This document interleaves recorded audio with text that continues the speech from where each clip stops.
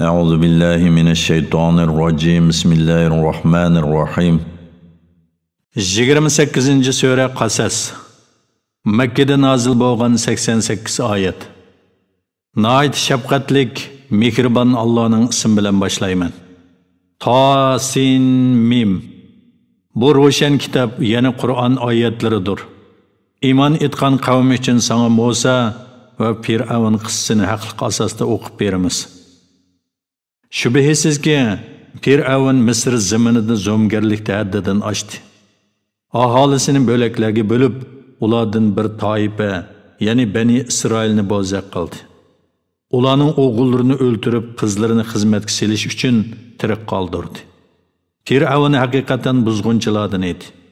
Biz Misr zaminida bo'zaq qilinganlarga marhamat qilishni iroda qilamiz. Ularni yo'lboshchilardan qilishni, ularni Fir'avn va uning qavmining mulkiga varis qilishni iroda qilamiz. Ularni Misr zaminida kuch-quvvatga ega qilmoqchimiz. Biz Fir'avnga, Vazri Hamonga va ularning qo'shiniga, ular yana bo'zaq qilinganlardan qo'rqadigan narsani ko'rsatamiz. Musaning onasiga ilhom bilan bildirdikki, Musani emitgin. Uning ziyonkashligiga uchrashidan qo'rqsang, uni sanduqqa silib daryoga, ya'ni Nil daryosiga tashlagin. Uni halok bo'lamdikin deb qo'rqmagin. Uning firoqidan qayg'urmagin. Uni cho'qib sana qaytaramiz va uni payg'ambarlardan qilamiz. Fir'avnning oilasidagilar Musani Nil daryosidan suzib oldi. Oqibat Musa ularga dushman va xafaliq bo'ldi. Shubhisizki, Fir'avn, Haman va ularning qo'shinlari xatolashgan edi. Fir'avnning ayoli bu bola menga va sana ko'z nuri, ya'ni xushalliq bo'lsin. Uni o'ltirmanglar. Belki u bizga foyda yetkize yoki uni o'g'il qilib olamiz dedi. Halbuki ular Fir'avnning va uning yordamchilarining halokatining Musaning qo'lida bo'lganligini uqmaydi. Musaning onasi Musaning Fir'avnning qo'liga tushib qolganligini anglab ashoshini yo'qotdi. Uning Allohning balini qaytirish va'dasiga ishonguchilardan bo'lishi uchun uning ko'nglini xotirjam qilmagan bo'lsak, u balani oshkorlab qo'yg'ili tasqagan edi.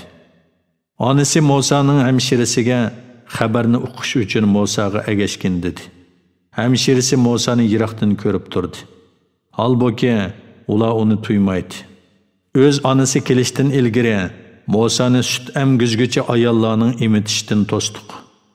Musaning hamshirasi sizlarga Musani obdan boqadigan bir oilani ko'rsatib qo'yaymi? Ular Musani ixlos bilan boqadi dedi. Onasining xushal bo'lishi, qayg'urmasligi va Allohning va'dasining haq ekanligini bilish uchun biz Musani uningga qaytardik. Lekin insonlarning to'lisi Allohning va'dasi haq ekanligini bilmaydi. Musa o'sib yetilganda, aqli to'shqanda uningga payg'ambarlikni va ilmni ato qildik. Biz yaxshilarga mushundaq mukofot beramiz. Musa shahar aholisidan hech kishini ko'ngili bo'lmaydigan bir vaqtda shaharga kirdi. O shaharda ikki kishining urushayotganligini ko'rdi. Urushayotganlardan biri o'z qavmidan bo'lsa, yana biri uning dushmani edi. O'z qavmidan bo'lgan odam dushmaniga qarshi uningdan yordam tiladi. Musa uni musht bilan birini urib o'ltirib qo'ydi. Musa aytdi: "Bu shaytonning ishidir. Shubhisizki, shayton ozdirg'uvchi oshkora dushmandir." Musa aytdi: "Parvardigorim, men haqiqatan o'zimga zulm qildim. Menga mag'firat qilgin." Allah onunğa mag'firat qildi. Allah haqiqatan nihoyatda mag'firat qiluvchidir, nihoyatda mehribondir. Musa aytdi: "Parvardigorim, menga mag'firat qilganlik ne'matingning sababi bilan men hargiz gunohkorlarga yordamchi bo'lmayman." Musa atsa atdiganda qo'rqinish ichida atrofga qarab, shahar orlab yuradi. To'satdan tunugin uningdan yordam tilgan odam bir qibti bilan urushib turgan holda Musa'dan yana yordam tiladi.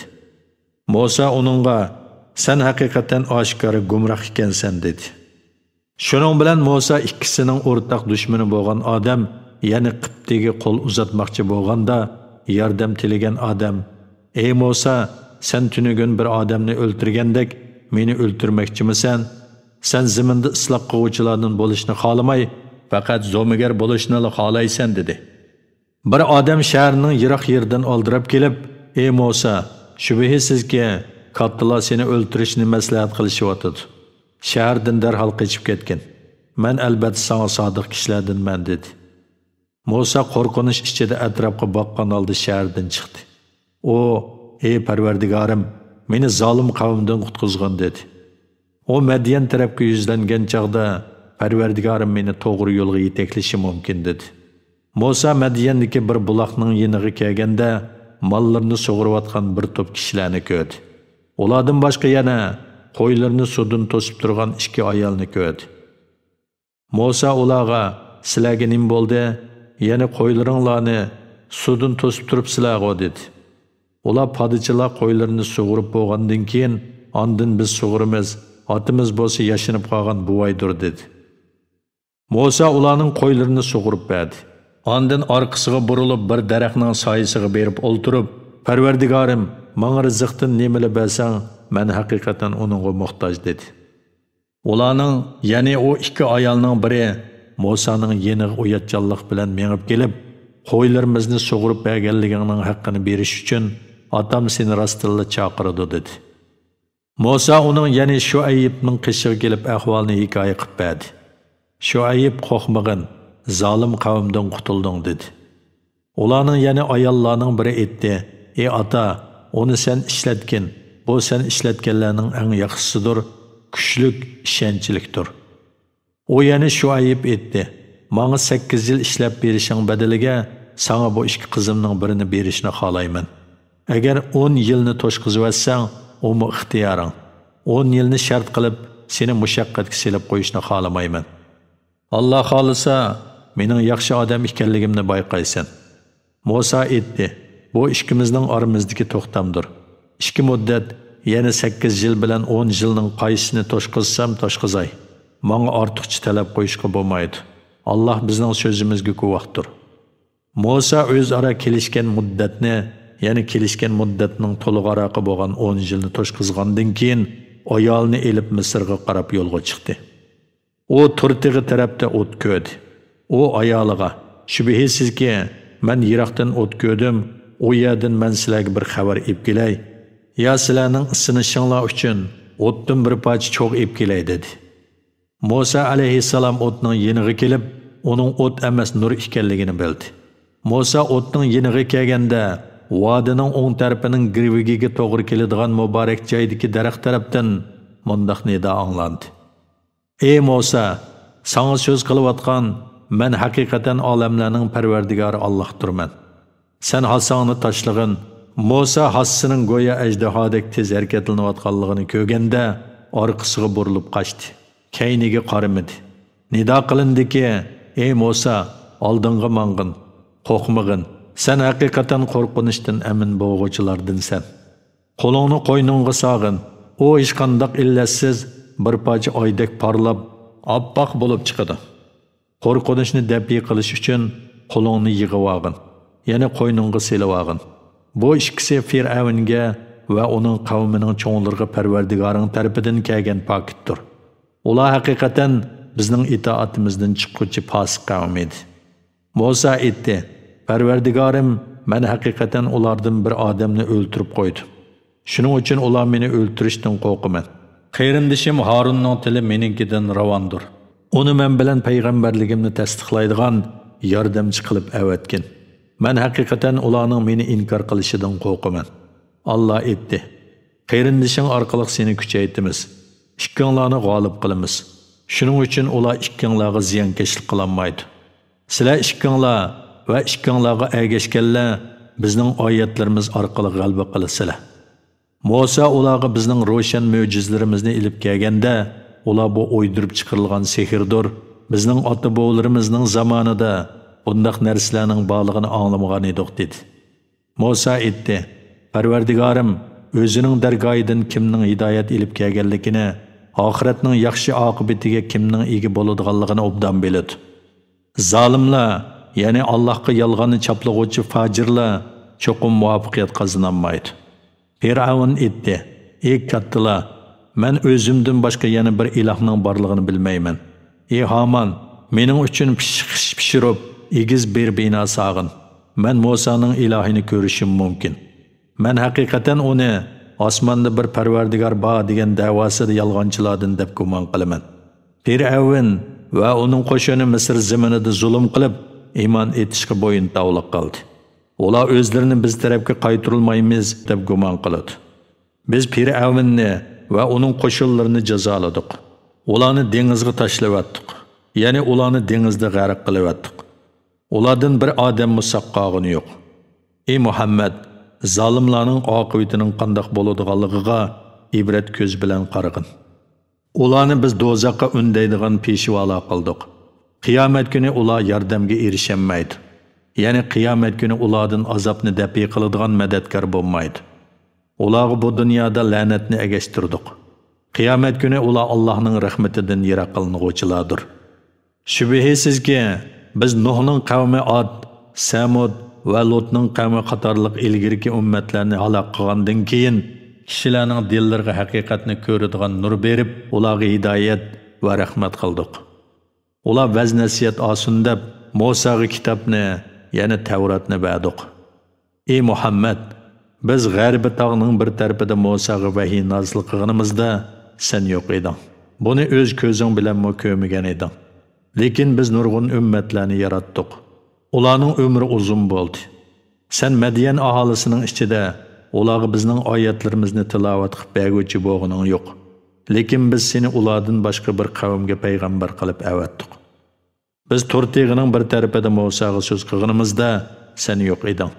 Lekin bu sendan ilgari hech bir ogohlantiruvchi kelmagan qavmni ogohlantirishing uchun, ularning vaz nasihat ilishi uchun Parvardigoring tarafidan nozil qilingan rahmatdir.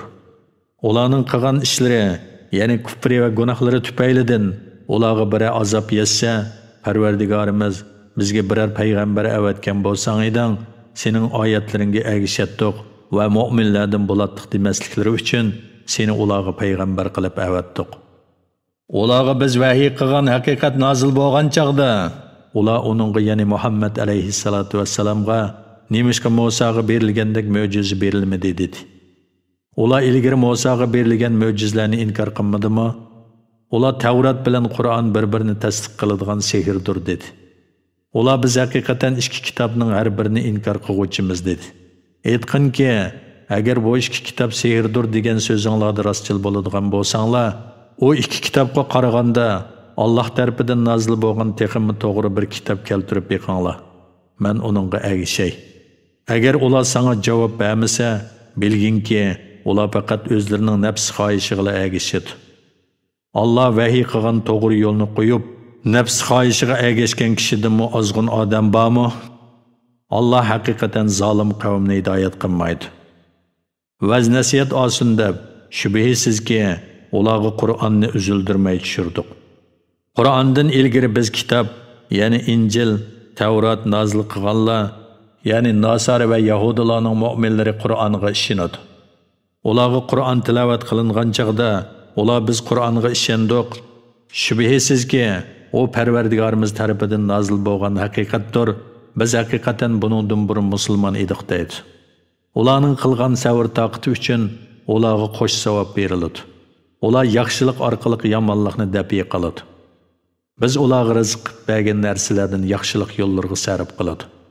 Ular behuda so'zlarni anglaganda uningdan yuz o'rib, ya'ni quloq solmay, bizning amallarimiz o'zimiz uchun, sizlarning amallaringlarmi o'zinglar uchun, sizlarga omonlik bo'lsin, biz nadallardan do'stlik tilamaymiz deydi. Shubhisizki, sen xohlagan odamingni hidoyat qilolmaysan. Lekin Alloh o'zi xohlagan odamni hidoyat qiladi. Alloh hidoyat topquchilarni obdan biladi. Ular agar biz sen bilan to'g'ri yo'lga ergishadigan bo'lsak, zaminimizdan haydab chiqarilamiz dedi. Ularni biz tinish haramga yerlashtirmadikmi? Haramga turli mevalarning hammasini keltirdi. Bu bizning dargoyimizdan tushirilgan rizqdir. Lekin ularning to'lisi bilmaydi. Biz nurg'un shaharni halok qildik. Ularning aholisi kayf safoliq turmush kechiradi. Bu ularning turalg'u joylaridir. Ular halok bo'lgandan keyin u joylarda ozg'ina vaqtdan tashqari odam turgan emas, ularning mol-mulki va yurtiga biz varislik qildik. Parvardigoring shaharlarning markaziga, ularning aholisiga bizning oyatlarimizni o'qib beradigan bir payg'ambar avatmagicha shaharlarni halok qiluvchi bo'lmadik. Shaharlarning aholisi zolim bo'lmag'icha shaharlarni halok qiluvchi bo'lmadik. Sizlarga qandoqli narsa berilsin, u dunyo tirikchiligidagi foydalanadigan narsalardir va dunyo tirikchiligining zinnatidir.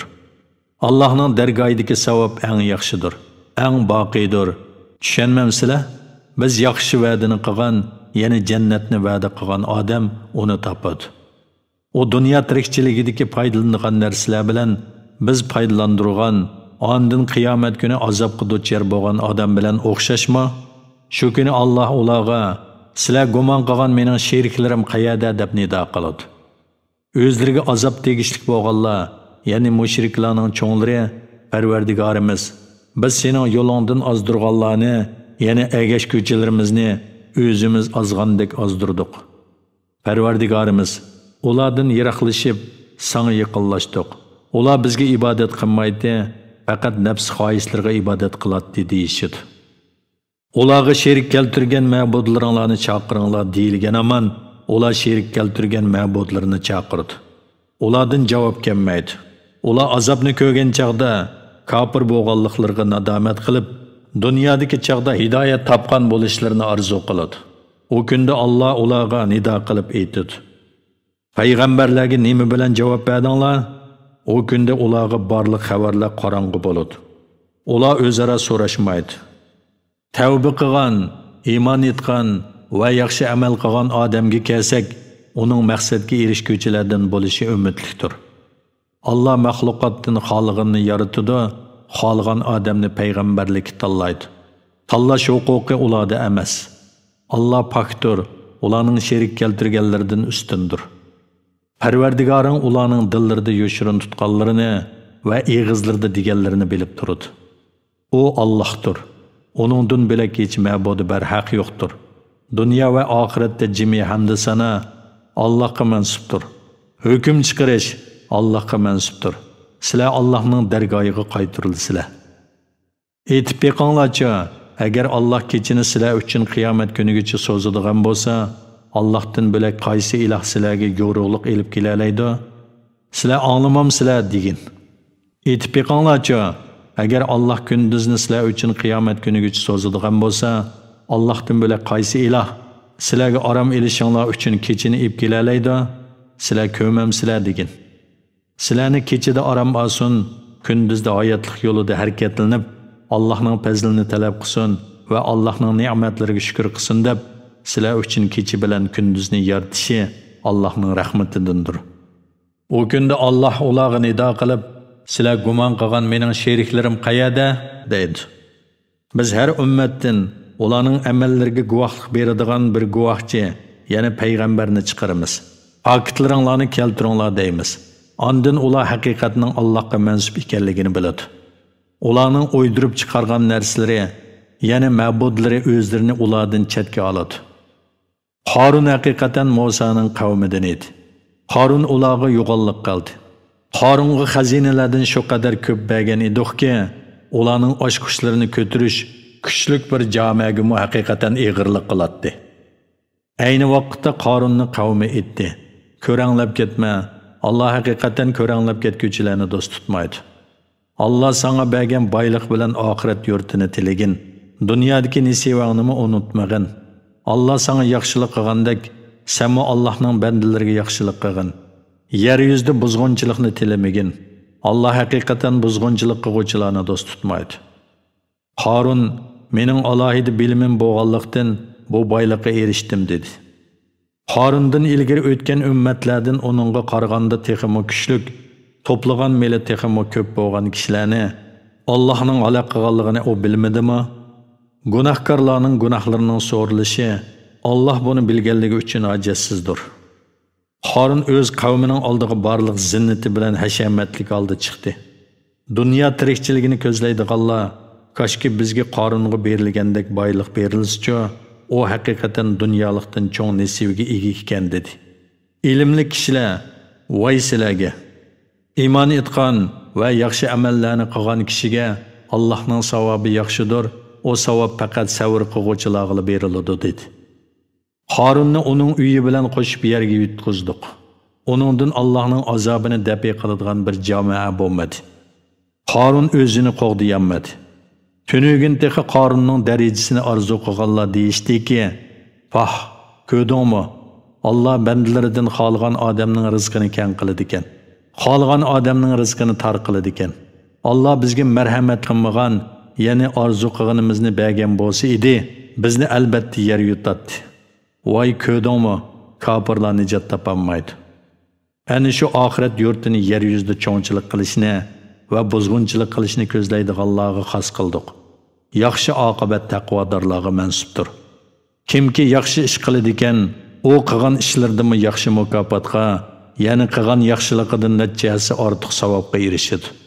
Kimki yomon ish qiladi ekan, yomon ish qilganlarga faqat qilgan ishlarga yarasha jazo beriladi.